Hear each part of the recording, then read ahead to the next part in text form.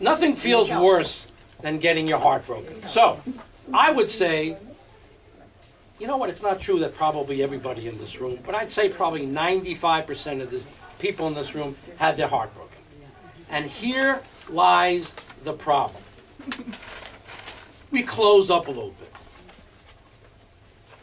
And some of us close down. And you know what? It's not a terrible thing to close down for a while so that you can heal. Okay? I want to bring up something halfway down the page. I've come up with a pie theory. No one knows what this pie theory is. I'll share it. When we're 16, 17, 18, 19 years old, and you meet someone, you come with a full pie, don't we? Don't we come with a full pie? Yeah. Oh, that feels so good. And if we get our hearts broken, we pull away. But we're very social people, so we don't want to not date, or we don't want to try. The ladies had a better chance of maybe falling in love again. Maybe you tried it again, whether it worked or not. We're all single in this room, so it may not have worked for a long period of time. The pie theory is this. And a lot of people in here are doing the online dating thing. So you might not like what I'm going to say next. Okay? The pie theory is that when you get your heart broken and you're going to that next relationship, if you don't give yourself some time to heal, you might approach that next relationship with a half a pie or a quarter of a pie. And if you get your heart broken again, we're down to slivers of what we bring to the next relationship. Now, how are we supposed to enter into a relationship with a sliver of a piece of pie? Hard. You bring a sliver, he brings a sliver. You don't even have enough for a big juicy piece of pie between the two of you. I'm getting hungry. Sorry. Is it pizza? Or So, I'm kidding. I think of apple pie, actually. I don't know why I think of apple pie. Pizza pie, I think of apple pie, so I'm going to go with apple pie. So, what do? We have to take the time to heal ourselves, because whether you admit it or not, and there's a lot of people that have come from a lot of angles, ain't nothing like love. We're all looking for love, and we all need love in our lives. Okay? Now, half of you are thinking the temperature in the room just went up about 5 degrees because we've had a tough time with love.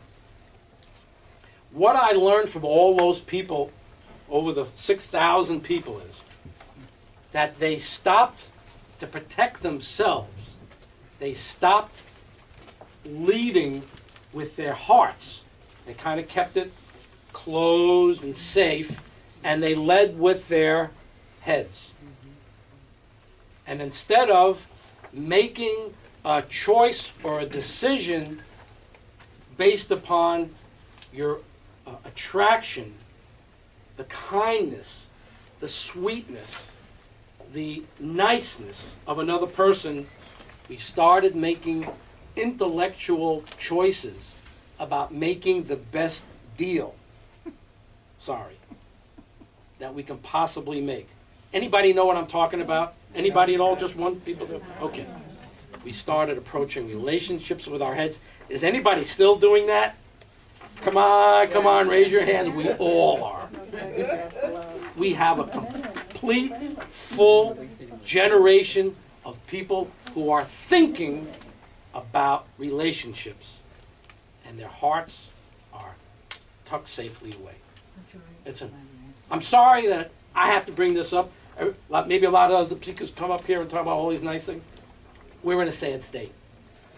But there's a lot we can do about it, though. If we go to our churches, if we go to our spiritual churches every week, if we go to, anybody go to Reiki? We had a lot of people in here. Anybody go to Reiki? Wonderful. Reiki circles, wonderful ways to open up your heart. Anybody meditate?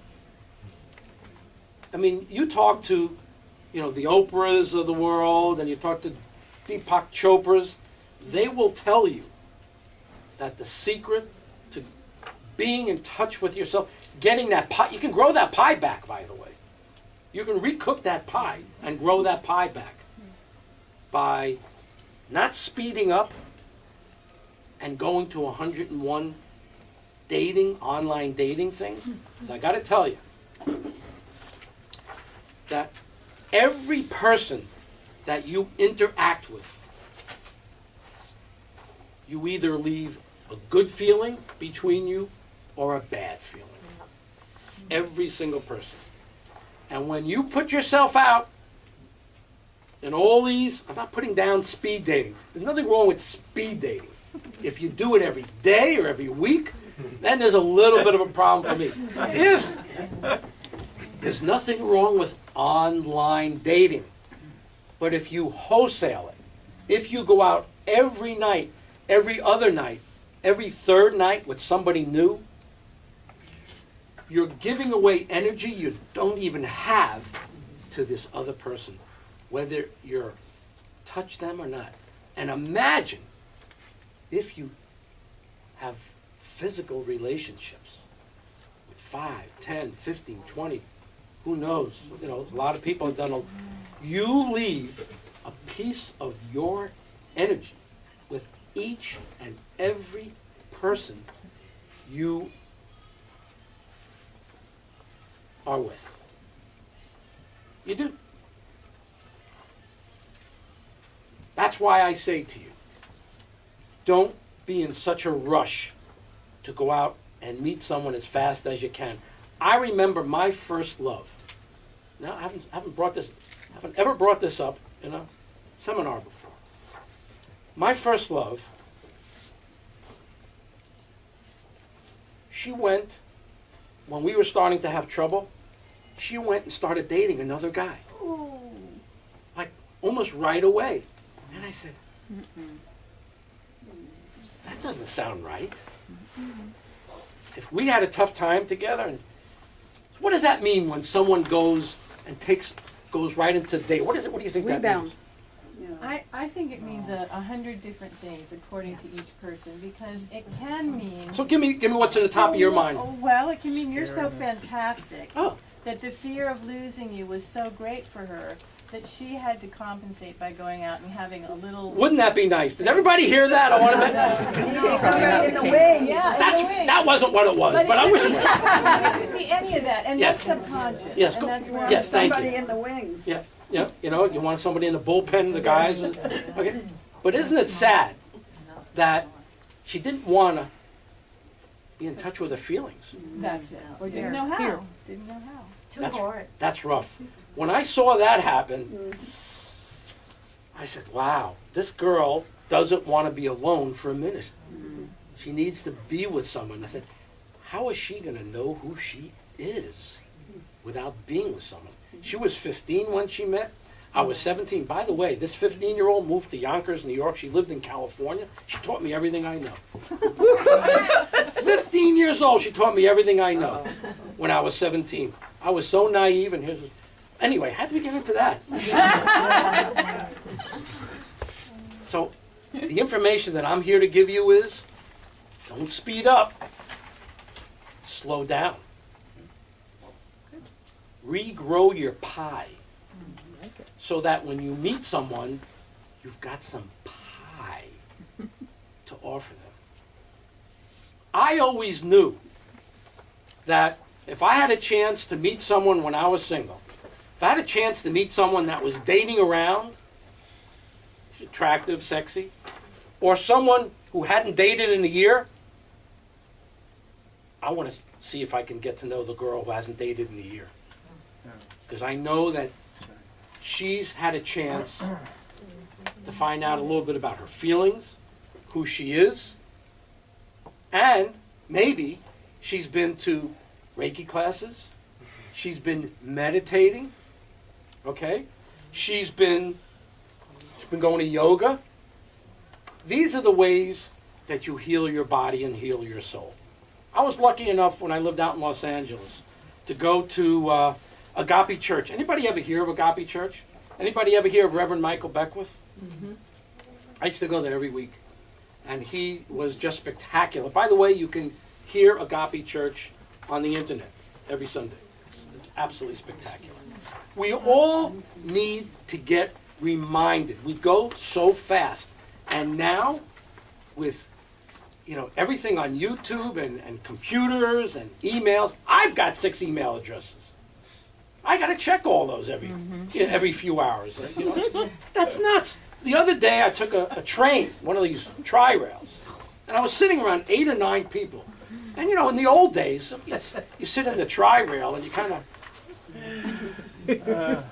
of doze off because it's kind of relaxing. What was everybody doing? Oh yeah.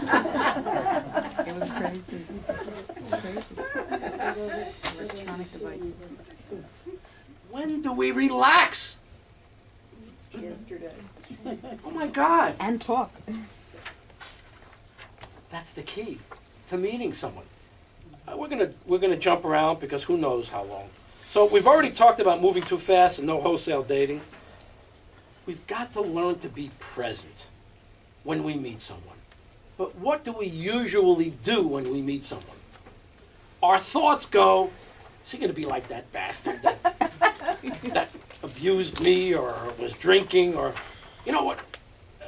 what's the future going to be with him? Okay, so like a third of you is already judging him or her and comparing to stuff he did in the past. Another third or another half of you is worrying about what it's going to be like in the future. And what do you have to serve up to the next person that meets you? A tiny little sliver of who you are. So another shortcut to having a great relationship. And by the way, we're here to talk about how you can stand apart from the crowd.